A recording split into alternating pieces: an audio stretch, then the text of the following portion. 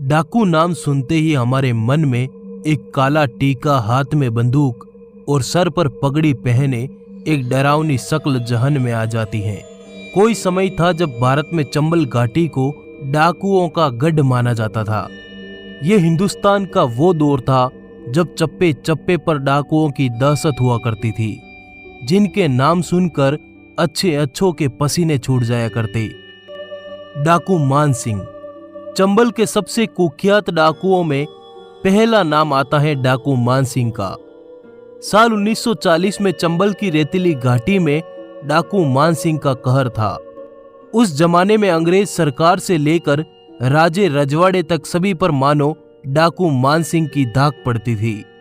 मानसिंह आगरा के राजपूत थे, जिन्होंने चंबल के गढ़ राठौड़ में अपना कब्जा जमाया।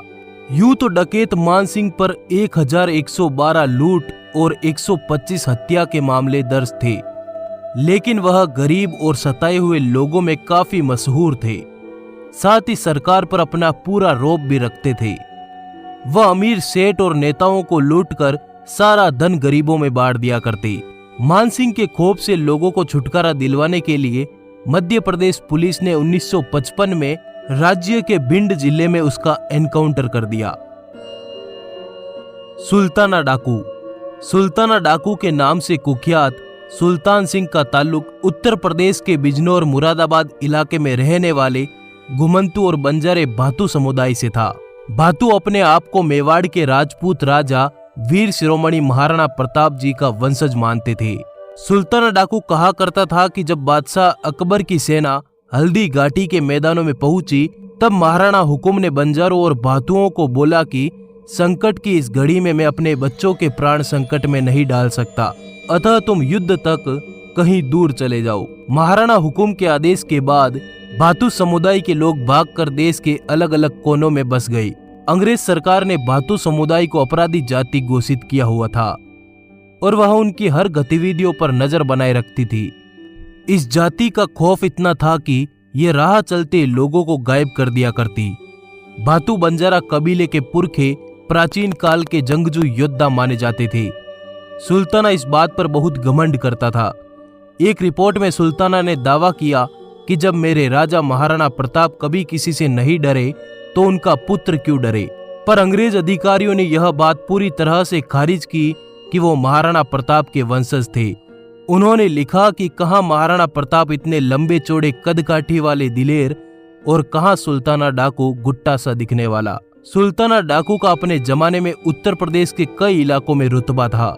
वो अमीरों की तिजोरियां खाली करता और गरीबों में धन बांट दिया करता। उसने कभी किसी की हत्या नहीं की। आपको आश्चर्य होगा कि सुल्ताना डकैती से पहले सामने वाले परिवार को एक चिट्ठी लिखा करता था। 30 साल की उम्र में साल 1924 को सुल्ताना को फांसी पर लटका दिया गया। निर्भय सिंह गुज्जर। निर्भय सिंह गुज्जर चंबल के आखिरी बड़े डाकुओं में से एक हैं। निर्भय सिंह के पास डाकुओं की एक पूरी सेना हुआ करती थी, जिसमें 70 से 150 लोग थे। सब एक से बढ़कर एक खूंखार डकैत। डाकू निर्भय सिंह की गैंग में सभी के पास नाइट विजन दूरबीन, AK-47 और मोबाइल फोन थे। इटावा के बिठोली गांव के रहने वाले निर्भय गुज्जर ने 1.5 दशक तक लोगों पर राज किया। निर्भय की गुज्जर गैंग पर हत्या, लूट और अपहरण के कई सारे मामले दर्ज थे। यहां तक कि निर्भय के सर पर सरकार ने 5 लाख का इनाम भी रखा। निर्भय का आतंक 200 गांवों में था। इलाके में उसका खौफ इतना था कि उसके नाम से सरपंच, विधायक और सांसद चुने जाते थे। आखिरकार साल 2005 में पुलिस की गोली द्वारा निर्भय सिंह की मौत हो गई। वीरप्पन। वीरप्पन साउथ इंडिया का डाकू था। मात्र 18 साल की उम्र में वीरप्पन शिकार करने वाले गिरोह में शामिल हो चुका था। वीरप्पन केरल, तमिलनाडु के जंगलों में काफी समय तक छुपा रहा। कहा जाता है कि उसने तमिलनाडु, कर्नाटक और केरल के जंगलों में 900 से अधिक हाथियों को मार डाला। ऐसा भी कहा जाता है कि वीरप्पन के पास सैकड़ों डकैतों की फौज थी, जिनके सहारे वह इतने लंबे समय तक भारतीय सेना से बचा रहा।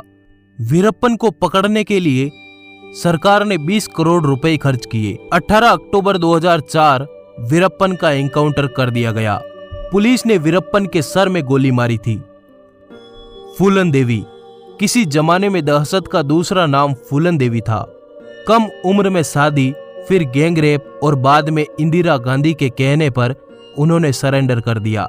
फूलन देवी सताई हुई औरतों में से थी जिनको हालातों ने हथियार उठाने पर मजबूर कर दिया। जुर्म की दुनिया में फूलन देवी ने कुछ ही महीनों में अपने नाम की दहशत कायम कर दी थी। चंबल की घाटियां अब एक नए नाम से गूंजती थी। फूलन देवी ने कई सारी डकैतियां की पर कभी किसी मजलूम गरीब को नहीं सताया। उन्होंने 1983 में सरेंडर किया। उसके बाद उन्हें 11 साल तक जेल में बिना मुकदमा चलाए रहना पड़ा।